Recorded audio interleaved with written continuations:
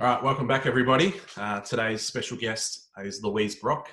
No relation to Peter, unfortunately. But Louise is an independent agent or affiliate of Savenio, and has jumped on today to share her story, what's been happening out there on the front line, and some of the stuff that she's been doing behind the scenes as well for the industry and for the agents out there as well. And yeah, we really appreciate you jumping on and giving up your time today, Louise. So welcome. No, well, thank you. Thanks for the opportunity. That's all right. Tell us about yourself. Tell us how you got into the industry and what's kind of led you up to where you are today. I started in the industry some time ago in a shop front in the Hunter Valley. I had the benefit of starting right at the end of paper tickets. That was a time to be alive, wasn't it? Yeah. But under the wing of some really old school consultants as well. So I've always felt really lucky that I had, that experience, sort of like meshing the old and the new, which I found really helpful during my career, and still having them to refer back to and rely on is great as well. I then moved home to Tamworth after, a really difficult period in my life, moved to another shop front and found myself just wanting to, be authentic, be myself, and moved into the mobile brands.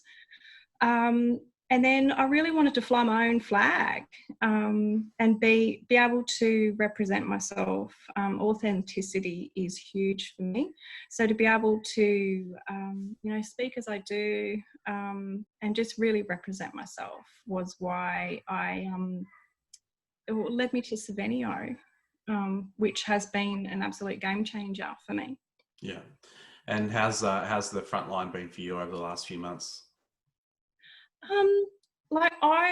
I feel that the true front line of the travel industry are the girls and guys that are sitting at desks in shops, not knowing who's going to walk in the door in what kind of mood, and having to front up to that every day.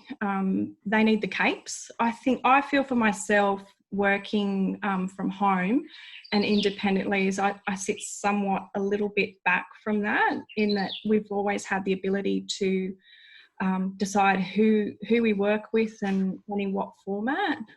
So you're a little bit protected from what those girls and guys are seeing, on the daily. And I've dropped into 2 of the local stores here just to say hi and show some solidarity, and I think they need the capes first. I've had a couple of difficult experiences, like we're not immune to it, but you've just got to try and remain positive and keep doing what you can do for yourself, but your peers, the people around you as well. So I've just been doing a mix of things, I suppose, just to keep the mind ticking over, keep positive, keep smiling, keep laughing, and just keep on keeping on, keep on trucking, don't they say? Yeah, absolutely. And you're obviously in a pretty awesome part of the world, a little bit kind of removed from the big smoke, I guess, in a sense. How have you felt that kind of, being where you are and being situated where you are has kind of helped you sort of through this process? Yeah, well, it's sort of, I live on a farm, which is great. Can't see the neighbours. Despite being quite a social person, I love to chat.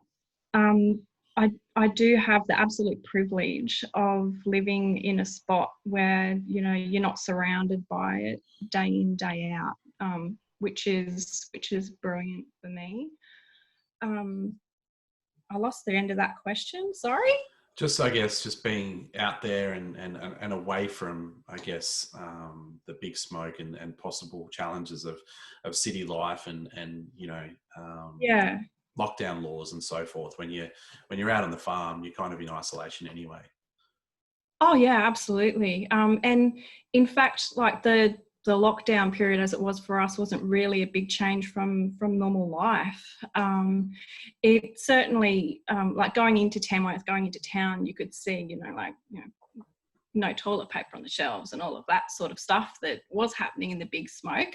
Tamworth to me is country living, but with city conveniences. Like we still have, your shopping centres and a shopping centre, rather an airport, all of that sort of stuff. So it was, and you do feel somewhat removed to particularly what's happening with, cluster hotspots and everything at the moment as well. Not to say that we didn't have any cases here, we did, but I feel incredibly lucky to live where I do. And I guess on that, and maybe on the flip side to that, is that, even pre-COVID, you had some challenges, through droughts and other things that were making life on the farm, pretty challenging. So for you, maybe this is, just another layer to possibly an already challenging 2020. Yeah, no, absolutely. It has. It was just the next thing, really, for me. And I do feel incredibly blessed to have the life that I do, and I'm not complaining about the difficulties that I've had, but living on the land obviously had been difficult with the drought, and we've got cattle. So it was quite stressful. Even just, I guess, people that live in cities, you turn on the tap and there's your water. We were going through a time where we, for months and months and months, we're filling up our rainwater tank with water out of the bore, which I'm really grateful we can drink. It actually tastes really nice. So we're doing that for months, but then we don't know how much water's in the bore and for how long. So just little things like that, is probably another example of a city v country difference. Yeah. We got the rain in February, which was great. We've stopped hand feeding cattle. There's grass on the ground. They're all happy again. And bam, COVID. So, that was, and on top of everything else, we had, I've got three children. The first two are 9 and 10. We had a wedding planned last year and then found out we had a baby on the way. So, you've just got to keep, I think for a long time, and it's not just me that have difficulties before COVID, you've just got to keep on trucking, keep on rolling on, making the best of situations as they present themselves. And controlling your controllables is a big one for me too, and not getting too caught up in changing what I have absolutely no control over, and controlling what you do. Mindset, perspective, all of that sort of stuff. It's big for me. And obviously, speaking about controlling what you can control, what have you been working on over this period? What if you found time to reset and have a look at your business from the outside looking in? What things have you been working on over this period to sort of help you get through to the other side? Yeah, absolutely. I think, and I'm not alone in saying this either, because I've heard other colleagues with the same experiences. Now that, like, working in travel before that was sort of like eat, sleep, work, repeat. Like you were always on the go, always under the pump. And now we're sort of over that hump of, the workload that we initially had when, say March and April. We can get back to the things that we weren't able to get to before. Like for me, I'm refreshing my brand, I'm refreshing my website, moving that to a different platform. I've been looking at how I can better manage my database. I have the absolute privilege of being on the first advisory board at Savenio, which is absolutely brilliant to be able to engage with the entire network, feel like you're making a change, helping people out, even if it's just listening, which has been, and I'm learning as well, because I'm the baby in the room.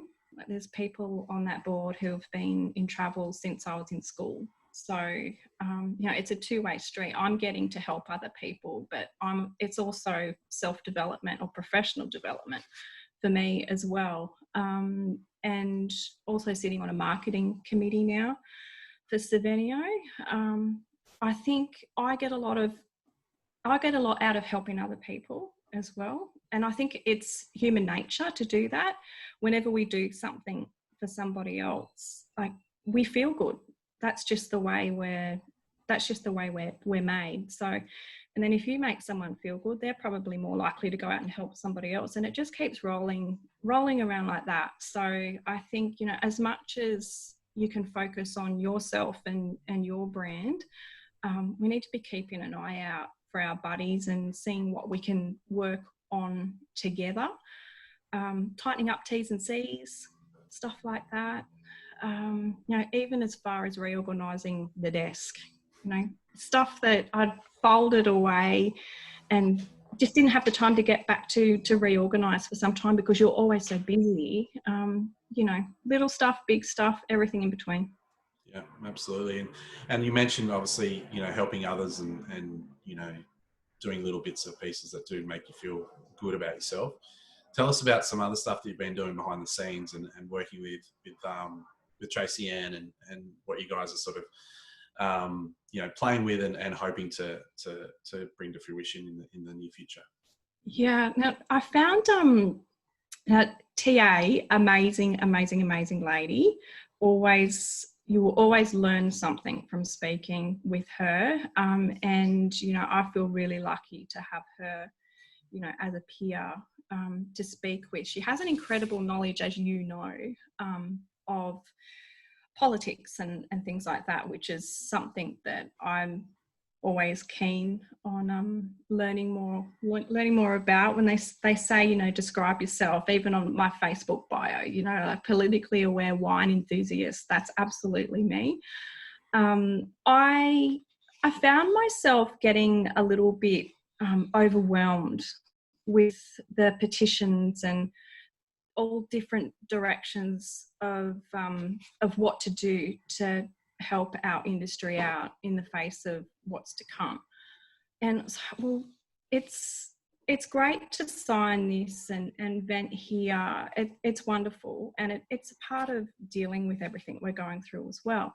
But what happens after you've done this? Like, I could put my name on this petition, but where does it go afterwards? Like, what's where's the accountability for it after that, if it makes sense? Like, am I actually making a difference? So we've been just chatting about how to present a petition properly at federal level, working on some wording, looking at the Senate, who we may need to approach to present this to, so then it can be taken into Parliament.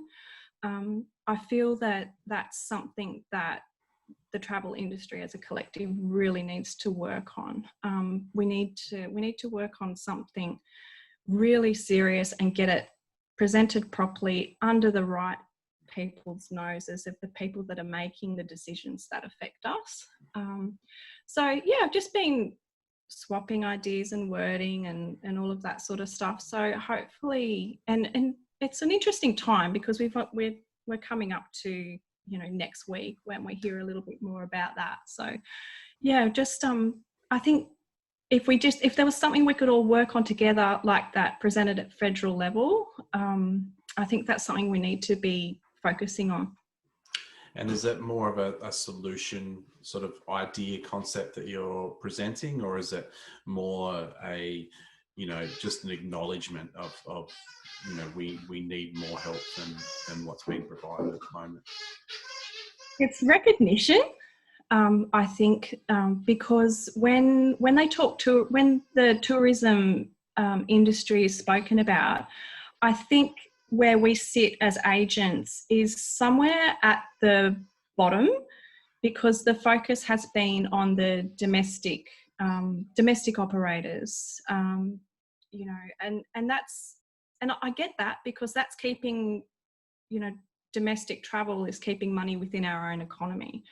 But I feel as the part of the industry where most of our business is sending money offshore, that sort of has placed us a little bit lower in that list of priorities. But if you flip the script, we're working for nothing really at the moment, and will be for a while, in scraping all that money back into our economy for it to be spent. So, you know, there's other angles that can be presented in our, you know, in a hope that there's something that can, some sort of support for us as travel agents moving forward. We are part of the tourism industry, I get that, but we do work a little bit differently from, say, local hotel operators or tour guides or something like that. Our needs are somewhat different, and they're going to be for a while as well.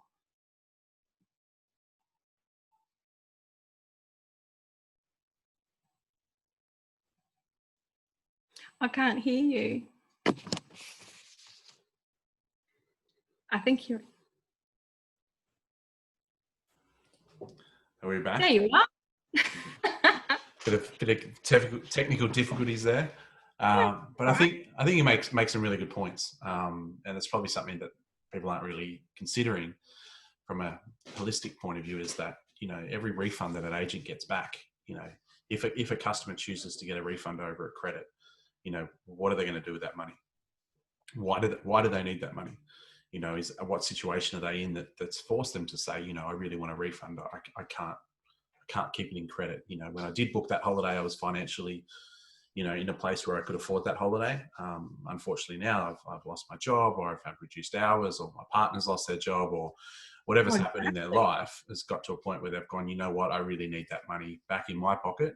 And we, you know, we may not go on another holiday. You know, our situations change, our lives change. So, you know, the travel agents that are working really, really hard to get that money back, and doing it for free, you know, in a sense, and also, you know, not really being paid for what they did in the first place. Well, we're having to give all that back too. Giving that back, so you're giving back your wages that you earn. You're doing this for free, and you're giving basically the Australian economy, you know, that money in you know, put back in for that person to then go and spend it on whatever it is that they need to spend it on, whether that's, you know, being able to pay their mortgage or pay their rent, which, you know, the landlords that are struggling with their tenants and having that conversation about whether or not they can pay their rent or not, you know, that may then help that out. And then, you know, whether it's, you know, all sorts of things, your school fees or whatever it is that keeps the economy ticking over, generally that person's going to bring that money back in, and then they're not going to go and buy a big screen TV with it. You know, it's not the real reason why a lot of people are asking for their money back. You know, it's because they need it.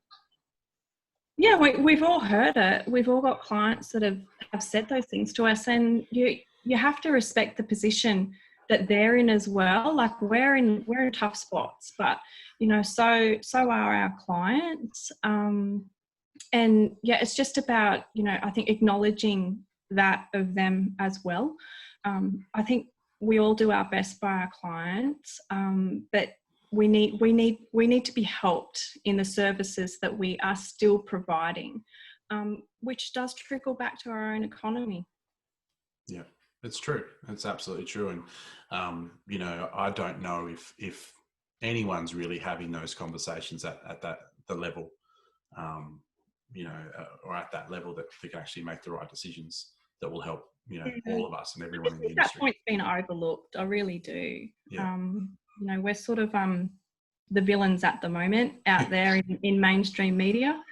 Yeah, so the good things that we are doing, and the positive impacts that, you know, our work at the moment is and will lead to are being overlooked for, you know, some of the not so nice stories that had been floated around. So yeah, that's another thing I think we should, if we're leading into what we should be doing as a collective, yeah, we really need to bolster public confidence in us as an industry again. Like I feel like we've almost been thrown in the same bucket as used car salesmen at the moment, and that's something that we also need to be working towards changing. We need to educate the public in what we're doing. Yeah, and you know, we all need to come together to be able to do that. But it also, it feels like, you know, it would be nice to have, you know, that I guess that leader or that, you know, that collective group, you know, whether it's AFTA or you know, whoever, you know, just really coming, you know, into bat for us and really fighting really hard, and getting that out to the wider public, because our whole industry revolves around consumer confidence. Absolutely, yeah. And so it's all well and good to have these, you know, roundtable conversations and these talks here and these talks there. But the reality is we need to get in front of consumers, and we need to get them understanding what's been going on, what we've been doing, and you know, what that actually means for them, and what the future could look like. So, you know, the support needs to come from that side of things, I believe, as well. Oh, absolutely. We just we need mainstream media on board with our good stories. Yeah. And they're things that we can do individually at a local level. You know, by sharing our good stories as much as we can, even when we don't feel like it. So we're so you know, we all have those negative days. We can get down in the dumps about where we're at personally. But we need to keep fighting. We need to keep sharing our stories, and in the hope that, you know, you telling, or your clients understanding the job that you're doing, they're telling, you know, 10 people your good story, and it can only build from there. But you know, that they're very small movements, and then again, companies can do things for themselves to promote you know, all of their good work and their good deeds. But as an industry, yeah, we really need to come together and help build or rebuild that public confidence in the value that we provide. And while we're still here, while we're still fighting. Yeah, absolutely. And what about other advice for agents? You know, what do you think, you know, they could be doing at the moment if they're not already doing it, or, you know, whether it's personally, professionally, you know, business sense, you know, what is it that you think, you know, agents could be doing out there at the moment? Yeah, I think for me, everything boils back down to your mental health. And your general health. So taking the time out to walk every day is something that I wasn't doing when I was so busy, because I always felt so tied to the desk and what I needed to get done for people. I wasn't looking after myself. So, I mean, I don't walk. It sounds stupid, but I go into town to walk now. I don't walk out here. My husband actually found the biggest brown snake he'd seen being eaten by an even bigger brown snake just down the road. So that was the end of walking down our laneway. I actually drive from the farm into town every day, almost, and walk along the river. We've got a really nice walk down there. So it takes me, 40 minutes, but I'm out in the fresh air, I'm out in the sunshine, you know, pushing Maggie along in her pram. She loves it too. I take the time out to call somebody different from my network almost every time I go out and walk. And it's not to say anything in particular other than how you're going. You know, are you all right? So that's been big for me. So yeah, we need to look after ourselves before we can look after everybody else, from a personal perspective. I think that agents that don't have a mentor need to look at getting one. And it doesn't even need to be somebody that you pay. I was really lucky years ago through a program put together by the Chamber of Commerce to be linked with a beautiful lady who is now such a gorgeous friend. She is the manager of a TV channel here.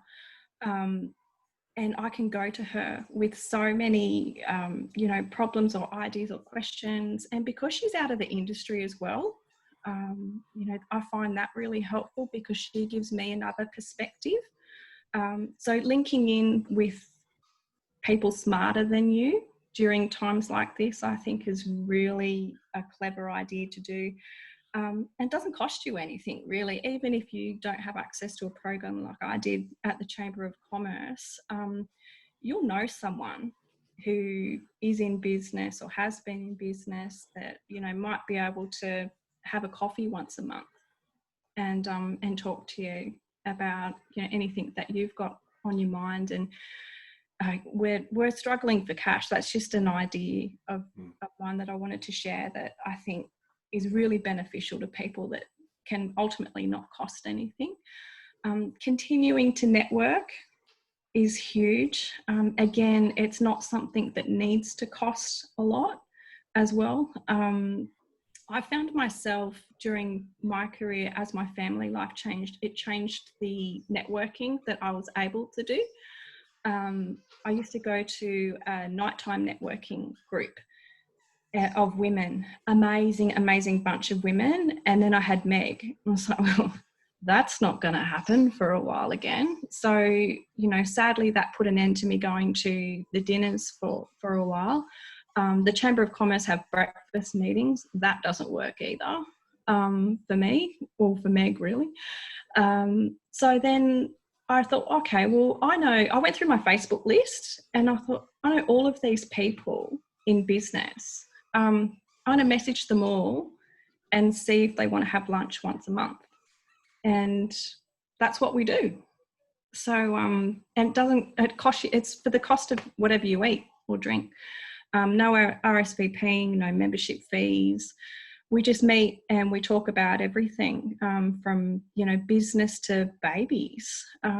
So it's a really good outlet, both professionally and personally.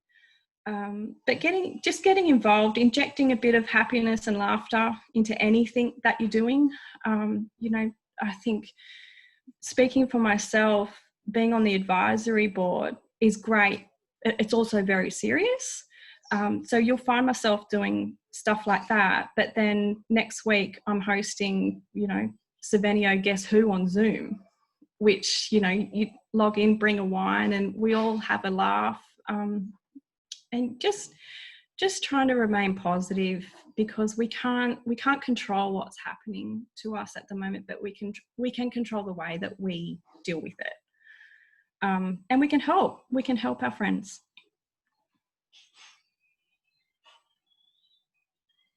You're on mute again. I can't hear you.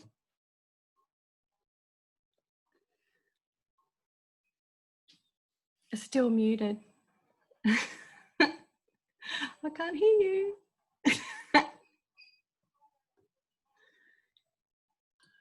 All right, another technical issue there. But yeah, as I was saying, you know, huge amount of value offered today, and I got a lot out of it. So I'm sure people watching will too. And thanks for all the hard work that you're doing behind the scenes, and we'll rally around you guys and obviously help you know, get that message to the people that can make the decisions for us, and make sure that they hear our story and what's actually happening out here in the world of travel, and you know, trying to get some extra support, I guess. Which is, I mean, kudos to you, Josh, for providing the platform, really. So, you know, well done to you. Thank you. It's keeping me busy, which is good. And as you said, you know, mental health, physical health, all those things, you know, it's really important that we all keep trucking on. As you said, checking on your mates. Yeah. Actually, I had a really random question. Sorry. Sure. Every time I've watched a video, I've wanted to know what that round thing is on the top of your cupboard in the background there. It's a wooden soccer ball. Oh, right. There you go. Sorry. It's just a random question. I look at it every video and go, what is that? I think it's a soccer ball. And I think, do you say soccer or football? I say football because I'm a soccer player or a football player, and I've been involved in the game my whole life. But when I'm talking, there you go. We've all learned something about you. When I'm talking about, I generally say soccer, because then if I'm in Queensland, I'm people are talking about rugby league. If I'm in Tassie or Victoria, they're on AFL. So if I'm talking to other soccer players, then we're all using football as the analogy. If I'm talking to the general public, then I obviously have to say soccer, because you never know whose preference of code it is. But there you go. Yeah, rugby league all the way. Well, look, I am Sydney born. I'm a Northern Beaches boy, so I've been a Manly fan, my whole life as well. So that's fun living in Brisbane with all the Broncos supporters around. The arch rivals there. So it's true. Oh well, coming from like a Canterbury Bulldog supporter, used to a bit of adversity. Absolutely. Hey, is there anyone else that you can think of that would jump on the call and add some value like you have today? Absolutely, and I think this is a gift to everybody, because I, for one, I hang off every word this woman says. She is a goddess in travel.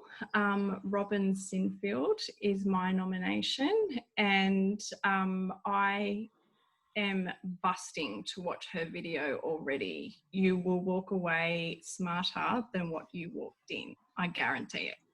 Also, very, very smart fellow Taswegian. Although I was born in Sydney, I definitely identify as Tasmanian. 27 years of my life spent down there. But Robin's fantastic. I've heard her speak before. I think maybe it was at a cruise industry awards or conference, or maybe a Clear conference, but she's fantastic and has a lot to offer, and if she can jump on and share her story, no doubt will add a lot of value to the group and to anyone who's watching it, because you're right, she's got a wealth of knowledge and an absolute legend of the industry. So privileged to work with her. Yeah, absolutely. She's amazing. And as I said, mate, huge amount of value from you today as well. You're doing some great stuff out there. You brought up some really valid points, and it's great to hear that you guys are doing some stuff behind the scenes to really work hard for the rest of us as well. So thank you, and good luck with all of that. Well, thank you. I felt a bit under the weather today. Long night with the teething baby, but we got there. Thank you. Mate, you've gone through drought, you've COVID, babies, brown snakes that are bigger than other snakes that can eat other brown snakes. That alone. Magpies too. I broke my arm while Meg was little as well, escaping a mental magpie out in the paddock. So it's try breastfeeding with a broken arm. It's all happened. I would have sold up and moved as soon as I heard about the brown snake story. That would have been it for me. I don't have a good. I'm going to send you the picture. It's wild. No. Maybe send me the picture. We'll put it on the post so people know what it's all about. Yeah, I will. Yeah. Cool. All right, mate. Well, it was lovely to meet you, and thanks for sharing and jumping on today, and look forward to catching up on the other side. Absolutely. Thank you. No worries. Cheers, mate. Bye. Bye.